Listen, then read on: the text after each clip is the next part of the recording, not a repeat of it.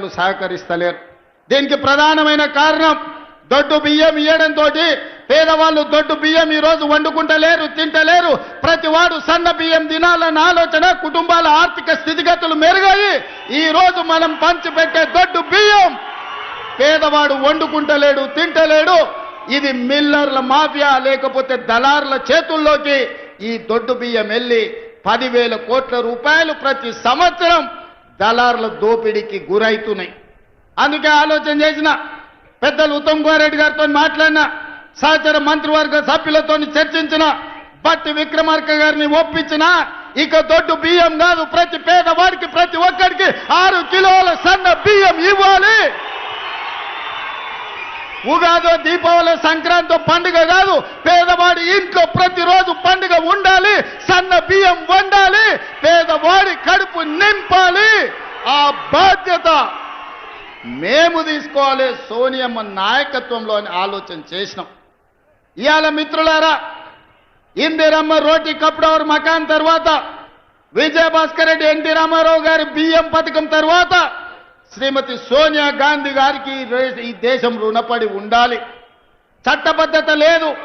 అందుకే ఆహార భద్రత చట్టాన్ని పార్లమెంటులో తెచ్చి పేదవాడికి తినడానికి అవసరమైన అన్ని వసతులు ఏర్పాటు చేయాలని ఆహార భద్రత చట్టం శ్రీమతి సోనియా గాంధీ గారు పార్లమెంటులో తెచ్చి పేదవాడి ఆకలి తీర్చడానికి సోనియమ్మ చట్టాలు చేసింది.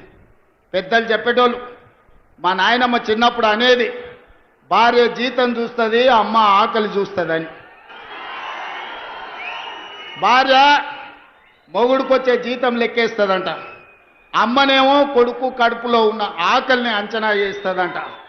ఆ అమ్మ పాత్ర సోనియమ్మ పోషించి ఈ బిడ్డలకు ఆకలి ఉండొద్దు, ఆహార భద్రత చట్టాన్ని తేవాలి, పేదవాడిని ఆదుకోవాలని సోనియమ్మ ఆహార భద్రత చట్టం తెస్తే దొడ్డు బియ్యాన్ని సన్న బియ్యం ద్వారా ఆ ఆకలి తీర్చాలని పెద్దలు మిత్రులు ఉత్తమ్ కుమార్ రెడ్డి గారు సివిల్ సప్లైస్ కార్పొరేషన్ ద్వారా ఈ రోజు దేశంలోనే మిత్రులారా 10 ఏళ్ళు మేధావుల మన్నోళ్ళు, 80,000 పుస్తకాలు చదివినోళ్ళు, తెలంగాణ మూల మూలన నరాన నాకు తెలుసు ఎవరికి తెలుసు అని అడిగినోడు 10 ఏళ్ళలో ఎన్నడన్న సన్నబియ్యం పేదోళ్ళకి ఇవ్వాలని ఆలోచన చేసిండా?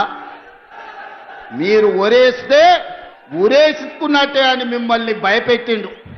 ఆయన ఫామ్ హౌస్లో 1000 ఎకరాల వరి పండించి, మిత్రులారా ఇది బాగా తెలంగాణ రైతాంగం వినాలి, ఆనాటి మాజీ ముఖ్యమంత్రి గారు ప్రజలకు విజ్ఞప్తి చేసిండు, మీరు వరి వేయొద్దు, మేము ఒట్లు కొనం, ఒకవేళ ఊరేసుకుంటే మీరు ఊరేసుకున్నట్టే అని. ఆయన చెప్పిందే నిజమైతే అదే సీజన్లో అదే పంటలో దాదాపుగా ఎర్రవల్లి ఆయన ఫామ్ హౌస్లో 1000 ఎకరాల ఒట్లు పంపిస్తే కావేరి సీడ్స్ అనే కంపెనీ 4,500 రూపాయలకు క్వింటాలు ఆయన ఫామ్ హౌస్లో పండించిన ఒట్లు కొన్నారు. మిత్రులారా, నేను ఇది అధికారికంగా ఆరోపణ చేస్తున్న వారి మీద. నేను అడుగుతున్న తెలంగాణ రైతాంగాన్ని, మనం పండించిన ఒట్లు 2,000 కొనేటోడు దిక్కు లేదు, రైతులు ఊరేసుకుంటుంటే ఒట్లు కొనక చంద్రశేఖరరావు గారు ఫామ్ హౌస్లో పండించిన ఒట్లు 4,500 రూపాయలకు క్వింటాల్ కొన్నారంటే అవి ఒడ్లా లేకపోతే అందులో బంగారం పండుతుందా అని నేను అడుగుతున్నా. దొరగారి ఫామ్ హౌస్లో పండితే 4,500లకు అమ్ముకుంటాడు, మన దళితులు గిరిజనులు పండిస్తే ఒడ్లు కొనేటోడే లేడు.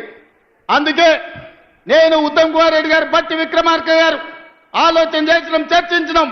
ఎంత ఖర్చైనా పర్వాలేదు, ఎన్ని కోట్లైనా పర్వాలేదు, పేదలు పండించిన ప్రతి చివరి గింజ వరకు ప్రభుత్వమే కొంటుంది.